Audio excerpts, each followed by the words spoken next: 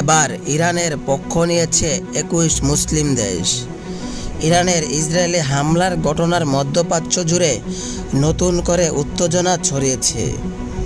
এই অবস্থায় ইসরায়েলের বিপক্ষে গিয়ে ইরানের পক্ষ নিয়েছে 21 মুসলিম দেশ। মিশরের নেতৃত্বে এই গ্রুপটি ইরানের উপর হামলার নিন্দা জানিয়েছে। একই সঙ্গে জরুরি ভিত্তিতে উত্তেজনা হ্রাস ও মধ্যপ্রাচ্যের সবার পারমাণবিক নিরস্ত্রীকরণের আহ্বান জানিয়েছে দেশগুলো।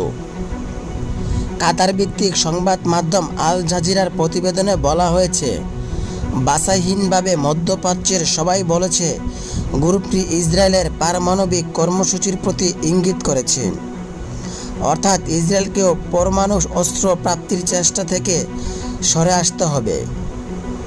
পাশাপাশি গ্রুপটি সতর্ক করে বলেছেন, সংঘাত আরও ভয়াবহ রূপ নিতে পারে, যা পুরো অঞ্চলকে অস্থিরতার দিকে ঠেলে দিতে পারে।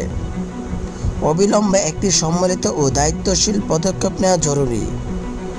সবাইকে আহ্বান জানিয়ে গ্রুপটি আরও বলেছেন, মধ্যপ্রাচ্যকে একটি পারমাণবিক অস্ত্রমুক্ত অঞ্চল হিসেবে গড়ে তোলার জন্য এবং এই অঞ্চলের সব রাষ্ট্রকে পারমাণবিক অস্ত্র নিরস্ত্রীকরণ চুক্তি থেকে যুক্ত হতে হবে।